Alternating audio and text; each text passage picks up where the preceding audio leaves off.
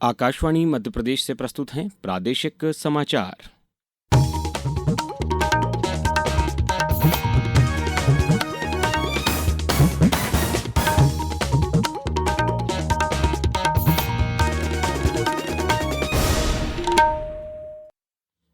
नमस्कार, समाचारों के साथ मैं अभिषेक कटियार। आज राज्य विधानसभा का एक दिवसीय विशेष सत्र चल रहा है। इसमें नारी शक्ति वंदन अधिनियम के तहत परिसीमन के आधार पर महिलाओं को 33% आरक्षण देने का संकल्प पेश किया गया।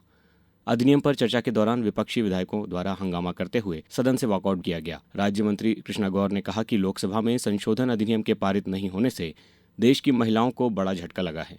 महिलाओं को उम्मीद थी कि उनकी राजनीतिक आकांक्षाओं को पंख मिलेंगे, लेकिन कांग्रेस और विपक्ष ने उनकी उम्मीदों को तोड़ दिया।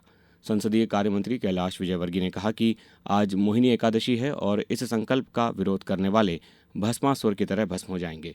विशेष सत्र में दिवंगत गायिका आशा भोसले सहित पूर्व जनप्रतिनिधियों और नेताओं को श्रद्धांजलि दी गई।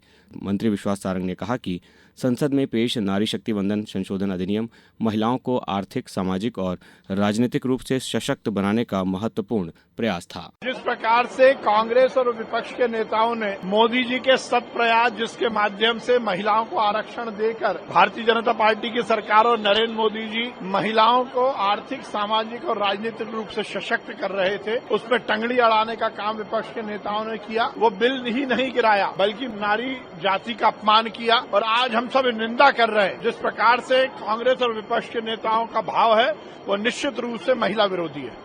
राज्यसभा में भाजपा के सांसदों की संख्या बढ़कर कुल 113 हो गई है। संसदीय कार्य मंत्री किरेन रिजिजू ने आज सोशल मीडिया पोस्ट में बताया कि सभापति सीपी राधाकृष्णन ने आम आदमी पार्टी से दल बदल करने वाले 7 सांसदों के भाजपा में विलय को मंजूरी दे दी है। इन सांसदों में राघव चड्ढा, डॉक्टर अशोक कुमार मित्तल, संदीप पाठक, स्वाति मालीवाल और हरभजन सिंह शामिल हैं।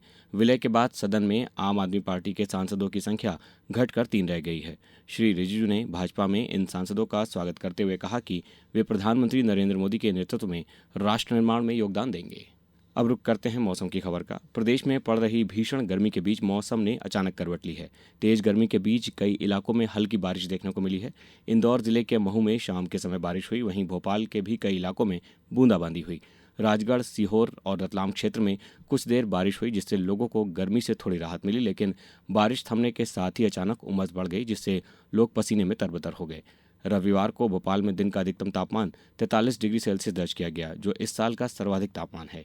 इसके अलावा छतरपुर जिले के खजुराहो में सर्वाधिक 45 डिग्री तापमान दर्ज किया गया। सागर और नर्मदापुरम में 44.4, दमोह में 44.2, वहीं प्रदेश के अन्य जिलों में भी तापमान 42 से 44 डिग्री के बीच दर्ज किया गया। प्रधानमंत्री राष्ट्रीय बाल पुरस्कार 2026 के लिए नामांकन आमंत्रित किए जा रहे हैं। नामांकन प्रक्रिया इस वर्ष 31 जुलाई तक 5 से 18 वर्ष तक की आयु के बच्चों के लिए है। प्रधानमंत्री राष्ट्रीय बाल पुरस्कार एक प्रतिष्ठित राष्ट्रीय स्तर का पुरस्कार है, जो प्रतिवर्ष राष्ट्रपति द्वारा देश भर के बच्चों की असाधारण उपलब्धियों को मान्यता देने के लिए प्रदान किया जाता है। ये पुरस्कार उन बच्चों को दिया जाता है जिन्होंने वीरता, सामाजिक सेवा, पर्यावरण, खेल, कला और संस्कृति तथा विज्ञान एवं प्रौद्योगिकी जैसी श्रेणियों में उत्कृष्टता प्रदर्शित की है।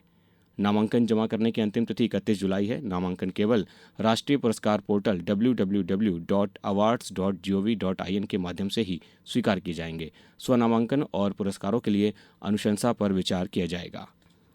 मध्य प्रदेश खेल एवं युवा कल्याण विभाग के अंतर्गत संचालित वाटर स्पोर्ट्स अकादमी की रोइंग खिलाड़ियों ने दक्षिण कोरिया में आयोजित एशिया कप रोइंग प्रतियोगिता में उत्कृष्ट प्रदर्शन करते हुए प्रदेश को गौरवान्वित किया है। प्रतियोगिता में दिलजोत कौर और पूनम ने बेहतरीन तालमेल, तकनीक और दृढ़ संकल्प का प्रदर्शन करते हुए 2 कांस्य पदक अपने नाम किए। अब रुक करते हैं संक्षिप्त समाचारों का। रतलाम कलेक्टर मिशा सिंह के निर्देशों पर अब किसानों के खेत से पराली का भूसा बनाकर गौशाला में पहुंचाने की कार्य योजना पर कार्यवाही की जा रही है। छतरपुर में मतदाता सूची पुनरीक्षण के लिए मास्टर ट्रेनर्स के द्वारा आज रजिस्ट्रीकरण अधिकारियों को जिला स्तरीय प्रशिक्षण प्रदान किया जा रहा है और मध्य प्रदेश उर्दू अकादमी एवं मध्य प्रदेश संस्कृति परिषद, संस्कृति विभाग तथा संचालनालय पुरातत्व अभिलेखागार के संयुक्त तत्वावधान में उर्दू लोक गायन अखिल भारतीय 4 बैच समारोह का समापन कल हुआ। इस बुलेटिन में बस इतना ही। अगला बुलेटिन सुनिए शाम 7:10 पर। नमस्कार।